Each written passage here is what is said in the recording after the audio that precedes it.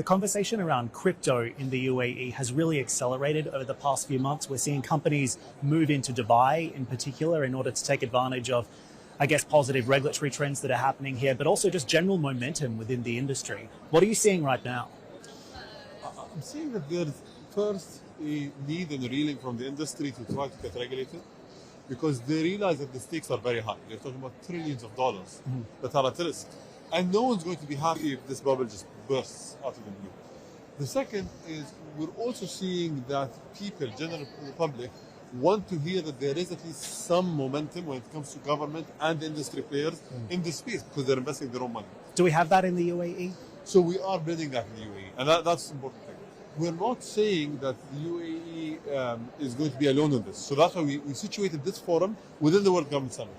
Every government delegation that's participating is focusing on trying to understand this better and focusing as well on trying to build a point of view based on the outcomes of these forums. And that's the whole point.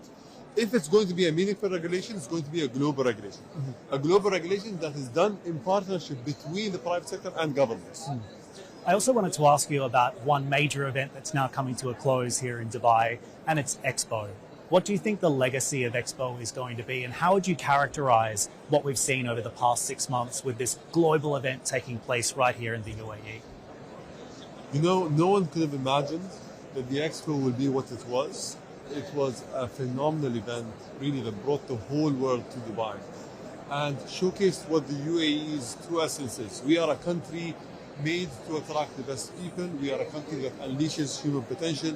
And we're also a country that ensures that no matter who you are or where you're from, you can come and use the UAE as a springboard to achieve your wildest dreams.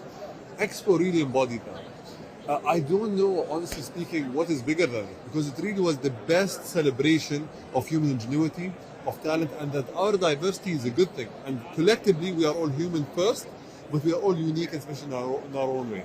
So what do you think is going to happen next? Because we're seeing this transform into District 2020 now, right? What impact do you expect long-term for this to have on the UAE economy? Think about what makes the UAE special. What makes the UAE special is not the hardware. It's not the buildings, it's not the roads, although they are cutting edge, but it's not that. It's the software. The software of the UAE is we are built by 200 nationalities, people from around the world flocking in, trying to build a better future for everyone. Expo is going to be a district that actually concentrates and focuses that even more across different sectors.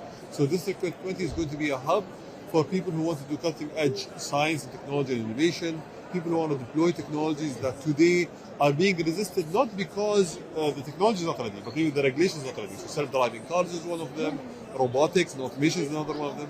And it's also going to be the newest, most dynamic city in the world. So what do you say to people who perhaps believe that the UAE is just thinking way too far ahead? You have all of these big ideas about flying cars and bringing people into the country to work in advanced industries that simply don't exist yet. I mean, what do you say to the naysayers? So I say to them, would you rather think about the future and plan for it, or would you rather just sit and wait for the future to happen? If you want to be a part of the future, you need to play a role in that. And you need to be someone who is willing to move forward and also constantly assess what is happening. That's what we do. Every single thing that happens in the UAE, all the sectors that we focus on, you will realize that we focus on them by not being too aggressive in our deployment. We deploy in a very reasonable manner, but we also come back in 6 months and say, did we do a mistake? If yes, then we backtrack, we put more regulations. If we realize that we unleashed a new technology or a new field, we double down on it. That's why within 2 decades, the UAE became a technology leader for the region, became a media leader for the region, a logistics leader for the region, and also a tourism leader for the region. To become a leader, you need to move forward. You can't stay where you are and think that the world is going to stand still.